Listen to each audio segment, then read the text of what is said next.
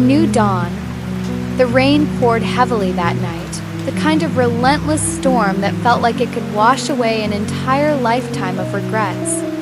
Mia stood beneath a flickering street lamp, her soaked clothes clinging to her frail frame. Thunder rumbled overhead, drowning out the sounds of the city, but not the turmoil in her heart. She had been cast out, rejected by those who once called her family, discarded like an unwanted relic of shame. Mia had been a sex worker for years, not by choice but by circumstance. She had once dreamed of a different life, a life filled with love, warmth, and the simple stability others took for granted. Those dreams had faded, much like the color of her childhood memories. Now she wandered the streets, searching for a place where she wasn't seen as disposable. The dim glow of a house at the end of the street caught her attention. It was small but inviting, the warm light spilling onto the rain-soaked pavement. Her feet ached, her soul even more so. Driven by desperation, she stepped onto the porch and knocked softly. The door creaked open, revealing a woman in her late 40s.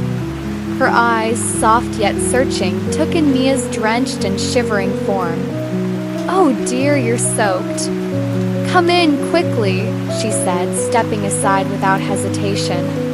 Mia hesitated for only a moment before stepping inside. Warmth enveloped her instantly, both from the heat of the home and the unexpected kindness in the woman's voice. "I'm Sarah," the woman introduced herself as she handed Mia a towel. "And this is my husband, John." John entered the room, a man with kind eyes and a quiet strength about him. He nodded warmly, offering no prying questions, no judgment, just a silent reassurance that she was safe. Over the next few days, Mia remained with them. They didn't demand explanations or force conversations, but they provided her with everything she needed: clean clothes, warm meals, a safe place to rest. It was a foreign feeling, this unspoken acceptance. One evening, as they sat at the dinner table, Sarah mentioned that they were Christians. "We go to church on Sundays," she said with a gentle smile. "You're welcome to join us, but only if you want to." Mia tensed. Religion had never been a source of comfort for her. It had always been wielded as a weapon against her choices, her existence. But Sarah and John weren't like the others. They didn't preach, didn't condemn. They simply lived their faith through quiet acts of love. Weeks turned into months, and Mia began to heal, not just physically, but in ways she hadn't thought possible. She found a job at a local cafe through John's connections, saved money, and started believing in a future she had long dismissed as impossible. Then, one night, everything changed. She was walking home from work when a familiar figure stepped out of the shadows. Mia! Her heart stopped.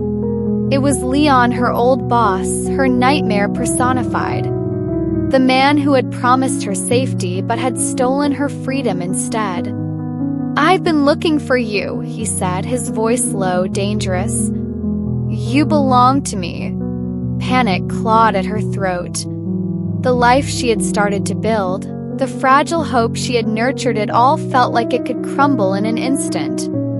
"No," she said, her voice shaking but firm. "Not anymore." Leon smirked. "You think those people can save you? They don't know who you really are." Mia took a step back, her mind racing.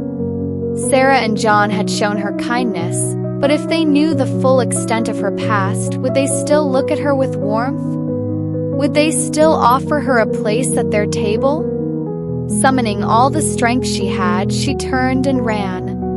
She didn't stop until she reached the house, bursting through the door, gasping for breath. Sarah and John rushed to her side. "What happened?" John asked, concern deep in his voice. For a long moment, Mia couldn't speak. The fear of rejection threatened to choke her. But then she saw it, the unwavering kindness in their eyes, the unspoken promise that no matter what she said, they wouldn't turn her away. And so she told them everything. When she was finished, silence settled over the room. Mia braced herself for disgust, for disappointment. Instead, Sarah reached out and took her hand. "You are not defined by your past," she said firmly. "You are loved, Mia, and you are safe here." Tears streamed down Mia's face. For the first time in years, she truly believed those words. The next day, Sarah and John helped her go to the police. With their support, she testified against Leon and the people who had controlled her life for so long. Justice was slow, but it came. And with it, a new beginning. Years later, Mia had built a life she was proud of.